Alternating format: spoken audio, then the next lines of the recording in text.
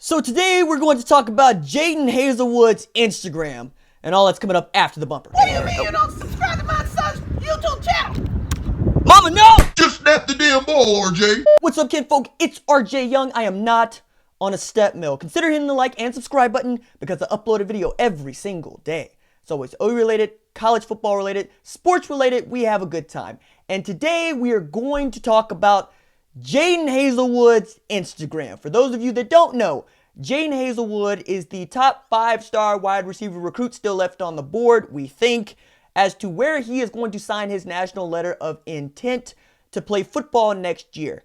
The suitors are Georgia, Miami, and Oklahoma.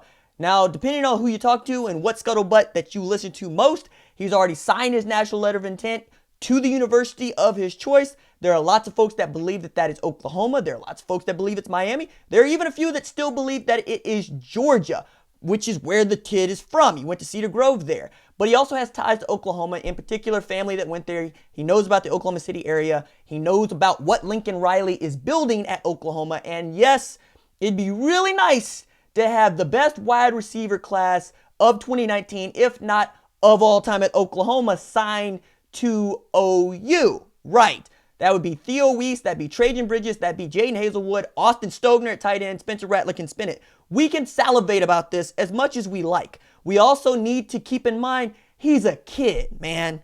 Okay, so I was in the comments yesterday chastising folks for sharing this screenshot for which 24/7 Sports wrote an entire story about, where Jadon Haselwood apparently uploaded one of the snap kind of photos to Instagram that blotted out where he was going to school, but had a conversation with quarterback Cam Newton about where he's going. Now, if you're going to do that and you know that folks are following you on Instagram and you don't have a private account, I guess it's public, but man, are we really digging through this kid's Instagram? Are we really doing that now? Look, I cover recruiting. I talk to recruits. I talk to coaches. I like it because I like getting to know the kids when they're young. I like getting to know them as people. I like getting to know their parents. I like to hear their stories. Some of them are fascinating. Some of them are just mind-boggling what they've gone through to get to these ranks. And some of them are just flat funny, right? I had a video earlier about the 10 wildest recruiting stories of 2019 because the stories around it are so great. It's not because they're salacious. Some of them are.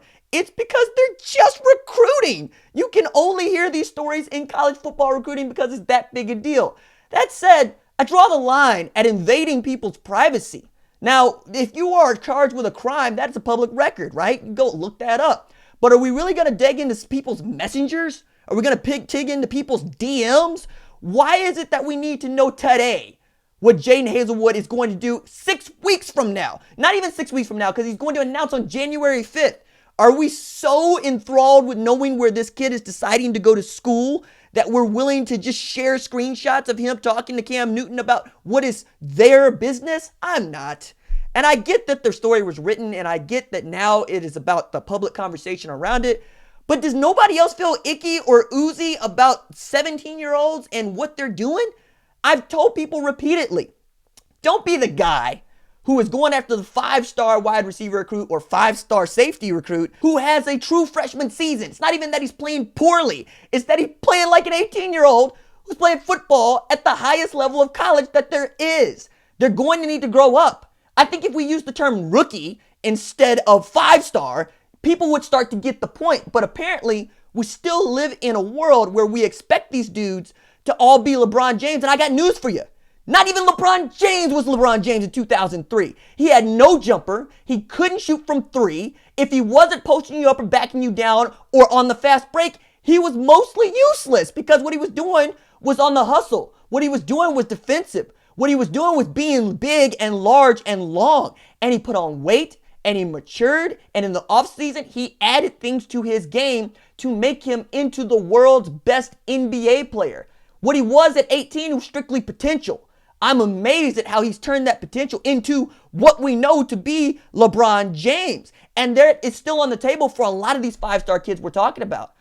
Folks ask me all the time stuff like, how do 5-stars get evaluated versus 3 stars versus 4 stars? It's about potential.